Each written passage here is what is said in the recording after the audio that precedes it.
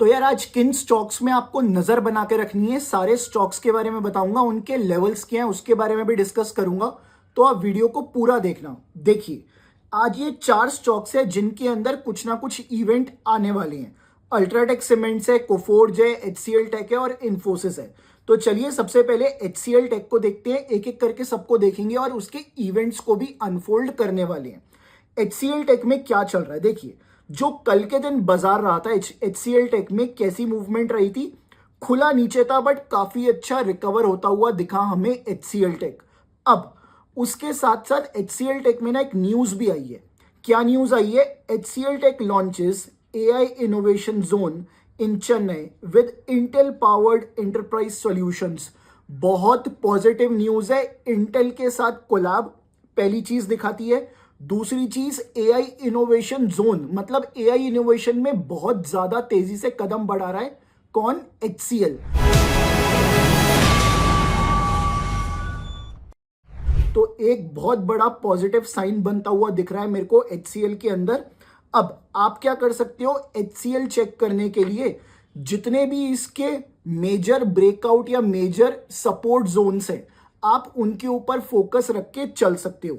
चलिए अब दूसरे स्टॉक को देखते हैं जो कि है कोफोर्ज और इन्फोसिस। तो कोफोर्ज को चेक कर लेते हैं। कोफोर्ज के अंदर क्या कोई नई न्यूज है? देखिएगा, इस कोफोर्ज के अंदर प्रभुदास लीलाधर इन्होंने कह दिया 2020 के टारगेट के लिए बाय करो।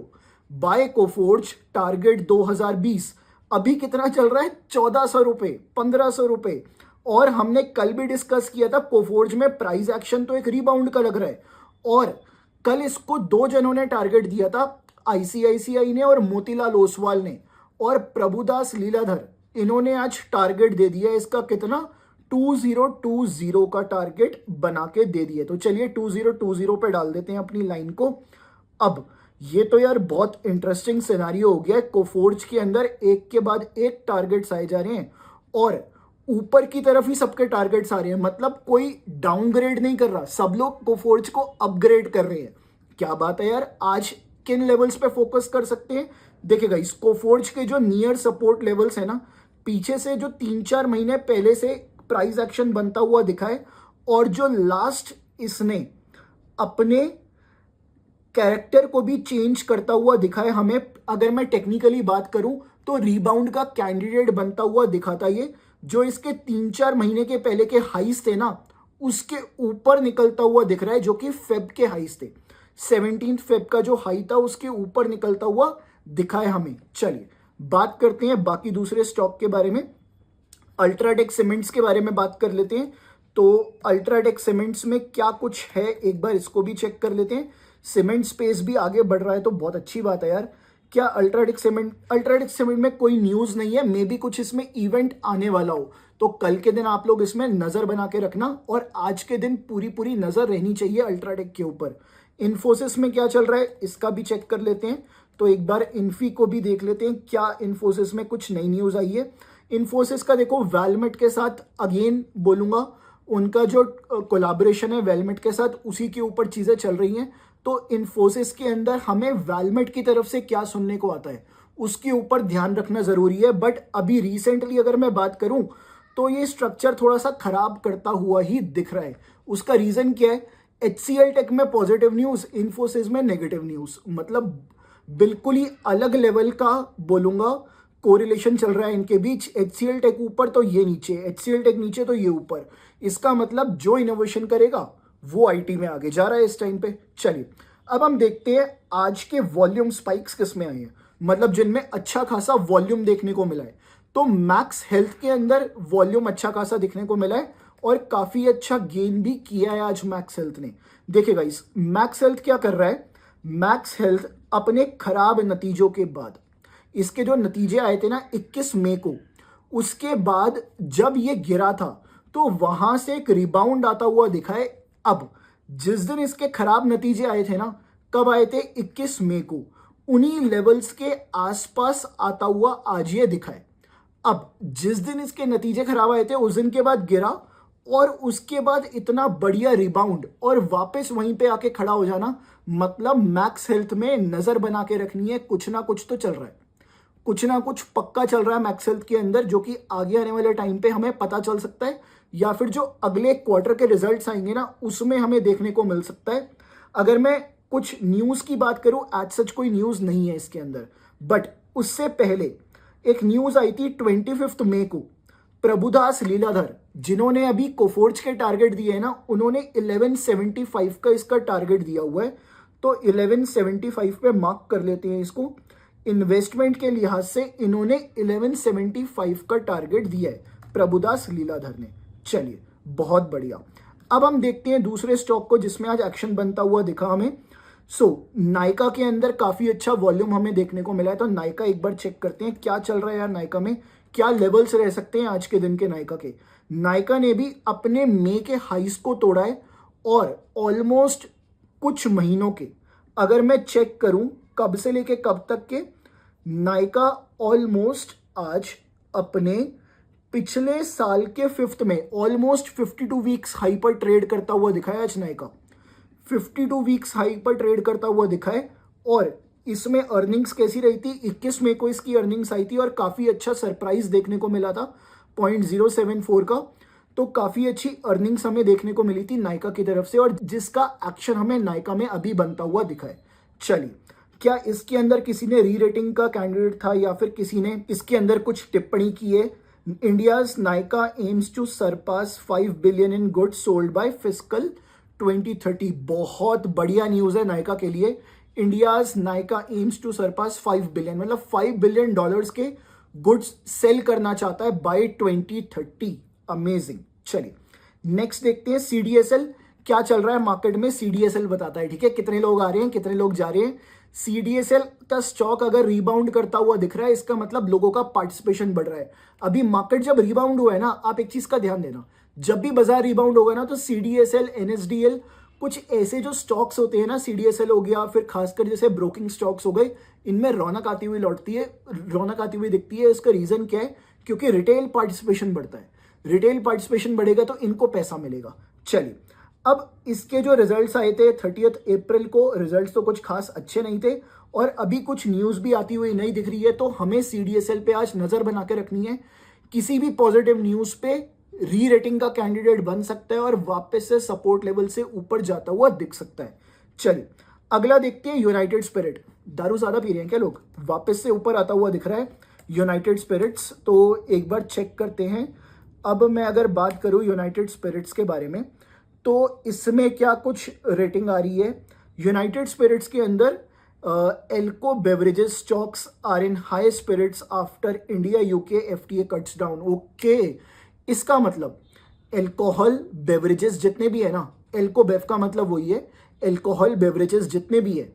अब इंडिया ने यूके के साथ क्या किया है, फ्री ट्रेड एग्रीमेंट, मतलब इंडिया वहां पे free without custom duties, import duties वहां पे अपना सामान बेच सकता है। और जितना ज्यादा अब यूनाइटेड बेवरेजेस वहां पे अपनी स्टॉच बेचेगा, विस्की बेचेगा, तो उतना ज्यादा उसका रेवेन्यू बढ़ेगा, उतना ज्यादा उसका प्रॉफिट भी बढ़ सकता है। तो इसीलिए आज ये भागता हुआ दिखा है हमें यूनाइटेड स्पिरिट्स। तो आज इसमें और क्या एक्शन देखने को मिल सकता है, ये देखने वाली बात होगी। अगर ये अपने रीसेंट हाइस के ऊपर चलना स्टार्ट करे तो कुछ इसमें एक्शन हमें और ज्यादा तेजी से बनता हुआ दिख सकता है। तो ये था यूनाइटेड स्पिरिट्स।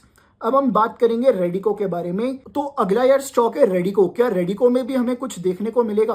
तो रेडिको भी सेम कैटेगरी में फॉल करता है, एल्गो बेवरेजेस, और यहाँ पे भी हमें स्टॉक इसलिए ऊपर जाता हुआ दिख रहा है क्योंकि हमें न्यूज आती हुई दिख रही है रेडिको की तरफ से, या फिर एफटीए जो हुआ है इंडिया और यूके के बीच में, उस वजह से हमें रेडिको में मोमेंटम बनता हुआ दिख रहा है। तो आज इसके ऊपर नजर बना के रखेंगे। डीएलएफ के अंदर चेक करते हैं, डीएलएफ के अंदर क्या हो रहा है। डीएलएफ में भी साथ साथ एक री रेटिंग बनती हुई दिख रही है हमें, और डीएलएफ के नतीजे काफी अच्छे आते हुए दिखे थे हमें। जो 13 मई को लॉन्च हुए थे, 13 मई को जो नतीजे आए थे वो काफी अच्छे आते हुए दिखे थे हमें। उसके बाद डीएलएफ लगातार ऊपर की तरफ चलता हुआ दिख रहा है, या फिर आप ऐसा भी कह सकते हैं रियलिटी सेक्टर का जो टर्न अराउंड है ना, वो डीएलएफ की वजह से भी हो सकता है। तो रियलिटी सेक्टर पे नजर बना के रखनी है, साथ साथ डीएलएफ के ऊपर भी आज के दिन तो नजर बना के रखेंगे। ट्रेंड के बारे में बात करी थी हमने कल के वीडियो में, आज हम बात करेंगे LICI के बारे में। LICI में क्या चल रहा है ऐसा, क्योंकि देखो LIC के अंदर ना क्या माना जाता है, उन कंपनीज में इन्वेस्ट करती है जिनके अंदर बाद में चल के कुछ फ्रॉड आता है। जैसे राजेश एक्सपोर्ट्स है, ठीक है, उससे पहले भी बहुत सारी ऐसी कंपनीज है जिनके अंदर कुछ ना कुछ गलत देखने को मिला है हमें। तो आई डोंट थिंक कि LICI के अंदर हमें कुछ इतना ज़्यादा ध्यान देने की ज़रूरत है। यस, इंडिया में बहुत बड़ा एक इन्वेस्टर है LIC, और काफ़ी सारे लोगों की ज़िंदगी भी बनाई है, बट क्या इन्वेस्टर्स को पैसा दे पाएगा, क्वेश्चन यही है। अब India's long delayed NSE IPO sets up 2.6 billion windfall for top investors. Yes, LIC का काफ़ी अच्छा इन्वेस्टमेंट है NSE के अंदर, और साथ ही साथ SBI को सबसे ज़्यादा प्रॉफिट हो सकता है। 80 अगर मैं सही हूं तो ऑलमोस्ट 0.8 की बाइंग थी NSE के अंदर SBI की, तो काफ़ी अच्छा उनको भी बेनिफिट मिल सकता है NSE का जो IPO आ सकता है, बिकॉज NSE के ऊपर जो भी कॉम्प्लिकेशंस थी उन्होंने अभी हाल फिलहाल में क्लियर करी हैं। तो यहाँ पे भी एक पॉजिटिव साइन बनता हुआ दिख रहा है, इस वजह से हमें LIC के अंदर भी थोड़ा बहुत एक्शन हमें बनता हुआ दिख रहा है NSE की वजह से। अब NHPC के बारे में बात करेंगे, फिर उसके बाद हम येस बैंक के अंदर और RVNL के अंदर। तो NHPC देखते हैं आज क्या हो सकता है इसके अंदर। NHPC के अंदर क्या कुछ न्यूज़ है देखिएगा। ये तो 3 जून की न्यूज़ है, तो अभी हाल फिलहाल में तो कुछ आता हुआ नहीं दिखा है, बट अगर मैं इसके टेक्निकल पैटर्न को समझूं, अभी भी ये अपने जिस दिन रिजल्ट्स आए थे ना 15 मई को, उसके नीचे ट्रेड करता हुआ दिख रहा है। तो मैं तो ये बोलूंगा कि NHPC में जब तक कोई बड़ा टर्न अराउंड ना आए तब तक इसकी तरफ ना ही देखे तो ज़्यादा बेटर है, क्योंकि अभी ये 15 मई जिस दिन इसके रिजल्ट्स आए थे उसके नीचे ही ट्रेड कर रहा है। तो इसके अंदर तो मैं अभी कहीं ना कहीं मान के चल रहा हूं, जो कल इसमें मूवमेंट आता हुआ दिखा था ना कहीं एक हाइप हो सकती है या फिर वनडे मूवमेंट हो सकता है। येस बैंक लेके चलते हैं हम लोग। अब येस बैंक को देखते हैं इसके अंदर क्या चल रहा है। बहुत टाइम के बाद रडार पे आया है और ऑलमोस्ट ईयरली हाइस पर ट्रेड करता हुआ दिख रहा है। ऑलमोस्ट पिछले 1 साल के हाई पर खड़ा हुआ है येस बैंक। क्या कुछ टर्न अराउंड की स्टोरी है येस बैंक की, और जुलाई के अंदर नतीजे भी आने वाले हैं येस बैंक के, तो ये बहुत ज़्यादा इंपॉर्टेंट होने वाला है। 12.5% राइज आता हुआ दिखा, 4-day rally to hit 2 year highs. Here are the key levels to watch. तो मनी कंट्रोल की तरफ से कुछ लेवल्स हैं जो कि आप चेक कर सकते हो। अदरवाइज हमें 12.5% का राइज आता हुआ दिखा और पिछले 2 साल के हाइस के ऊपर ट्रेड करता हुआ दिख रहा है येस बैंक। चलिए, बहुत अच्छी न्यूज़ है। अब मेरे को ये बताना यार, इतने स्टॉक्स के बारे में तो हम लोग बात कर रहे हैं आज, बट क्या कुछ आपके माइंड में आ रहा है कि आपका पैसा बन रहा है नहीं बन रहा? अगर बन रहा है तो कमेंट करके बताओ, नहीं बन रहा तब भी कमेंट करके बताओ। चलिए RVNL को चेक करते हैं क्या कुछ रेलवे स्पेस में चल रहा है और RVNL क्या दिखा रहा है। एक टाइम पे यार बहुत छोटा स्टॉक होता था 19-20 रुपए का, जब मैंने इसको एक बार पकड़ा था, बट उस टाइम में होल्ड नहीं कर पाया और RVNL को एक ऑर्डर मिला है। RVNL bags 968 crore railway bridge contract from East Coast Railway. तो अगेन ऑर्डर बुक की वजह से देखो, ये जो रैली है ना, ये ऑर्डर बेस्ड ड्रिवन रैलीज मेरे को ज़्यादा लग रही है, बिकॉज अभी अगर मैं इसका पिछले 1 साल के आसपास से 6 महीने से अगर मैं इसको चेक करूं तो ये डाउन ट्रेंड के स्ट्रक्चर में है। बट ये जो ऐसी न्यूज़ आती है ना, ये कहीं ना कहीं ऑर्डर ड्रिवन रैलीज को लेके आती है, तो इनसे हमें बच के रहना चाहिए, मैं तो यही बोलूंगा। क्योंकि ऑर्डर ड्रिवन रैली सिर्फ एक बार के लिए होती है, और जब वो डाइल्यूट हो जाता है ना ऑर्डर, या जब वो टाइम डाइल्यूट हो जाता है, तो अगेन वापस से अपना ट्रेंड पकड़ लेता है स्टॉक। तो चलिए, ये था जिनके ऊपर आज आपको फोकस करना चाहिए। तो जाके एक बार इन सारे स्टॉक्स को अपनी नोटबुक में भी लिख लो, लेवल्स भी मार्क कर लो और प्रॉफिट एक्स को फॉलो भी कर लो, बिकॉज यार यहाँ पे आपको ऐसी बहुत सारी वीडियोस देखने को मिलेंगी।